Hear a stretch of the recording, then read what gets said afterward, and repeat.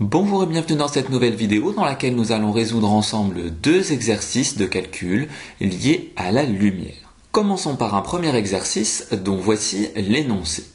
La lumière met 4 heures et 12 minutes pour aller du Soleil à Neptune, planète la plus éloignée du Soleil dans le système solaire.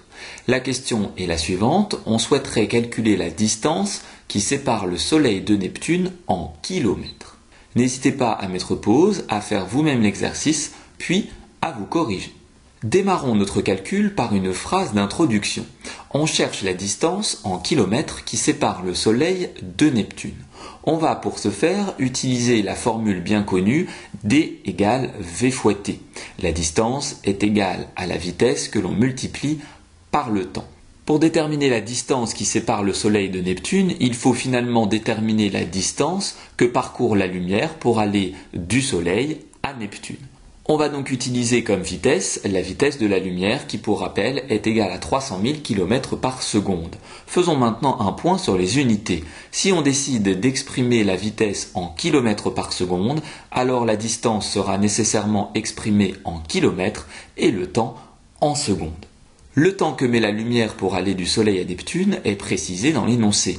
Il est égal à 4 heures et 12 minutes. Sauf qu'on vient de le dire précédemment, il faut convertir le temps en secondes. On va donc dans un premier temps convertir 4 heures et 12 minutes en minutes. Il faut se rappeler que dans une heure il y a 60 minutes, il y a donc dans 4 heures et 12 minutes au total 4 fois 60 plus 12 minutes, c'est-à-dire 252 minutes. Il ne nous reste plus qu'à convertir les 252 minutes en secondes. Il faut simplement se rappeler que chaque minute est composée de 60 secondes. Il y a donc au total 252 fois 60 secondes, c'est-à-dire 15 120 secondes. Maintenant que la conversion est effectuée, on peut réaliser notre calcul. La distance parcourue par la lumière, qui équivaut donc à la distance qui sépare le Soleil de Neptune, est égale à 300 000 fois 15 120. En tapant cela à la calculatrice, on trouve que la distance est égale à 4 536 millions de kilomètres. Pour ceux qui sont à l'aise, ce résultat peut s'écrire sous forme d'écriture scientifique. Il est égal à 4,536 fois 10 exposant 9 km. On en déduit donc que la distance qui sépare le Soleil de Neptune est égale à 4 536 millions de kilomètres. Passons maintenant à l'exercice 2, dont voici l'énoncé. La distance entre le Soleil et la Terre est de 150 millions de kilomètres. On nous demande dans une première question si le Soleil est une source primaire ou un objet diffusant en justifiant bien notre réponse. Puis, dans une deuxième question, on nous demande de calculer le temps en secondes que met la lumière émise par le Soleil pour parvenir sur Terre. N'hésitez là pas encore à mettre pause, à faire vous-même l'exercice, puis à vous corriger. Répondons dans un premier temps à la première question. Il faut se souvenir qu'une source primaire est un objet qui produit sa propre lumière, tandis qu'un objet diffusant va, comme son nom l'indique, diffuser la lumière qu'il reçoit. Le Soleil est une étoile et comme toute étoile, il produit sa propre lumière. Il s'agit donc d'une source primaire.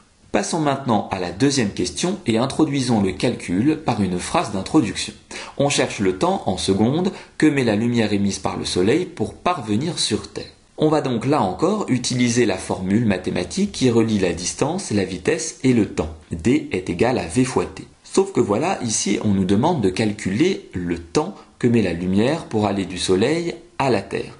Il va donc falloir modifier cette formule mathématique et exprimer le temps en fonction des deux autres grandeurs physiques, à savoir la distance et la vitesse. En utilisant les mathématiques, on trouve que T est égal à D divisé par V. Si vous ne comprenez pas d'où vient la nouvelle formule encadrée, n'hésitez pas à cliquer sur le lien en haut à droite de cette vidéo. Finalement, le temps que met la lumière émise par le Soleil pour parvenir sur Terre est égal à la distance que la lumière parcourt divisé par sa vitesse. La distance est précisée dans l'énoncé, elle est égale à 150 millions de kilomètres. La vitesse, quant à elle, est celle de la lumière qui, pour rappel, est égale à 300 000 km par seconde. Faisons maintenant un point sur les unités. Si la distance est exprimée en kilomètres et la vitesse en kilomètres par seconde, le temps sera donc exprimé en secondes. Notre résultat sera donc un temps dont l'unité est la seconde. On peut donc maintenant effectuer notre calcul. T est donc égal à 150 millions divisé par 300 000, ce qui nous donne à la calculatrice 500 secondes. Attention à ne pas oublier l'unité. Ce qui est environ égal à 8 minutes si vous effectuez la conversion. On conclut notre calcul par une phrase-réponse. La lumière émise par le soleil met 500 secondes pour parvenir sur Terre, soit environ 8 minutes. Cette vidéo est maintenant terminée, j'espère qu'elle a été claire et que les exercices ont été réussis. N'hésitez pas à vous abonner à ma chaîne YouTube et je vous dis à très bientôt pour de nouvelles vidéos.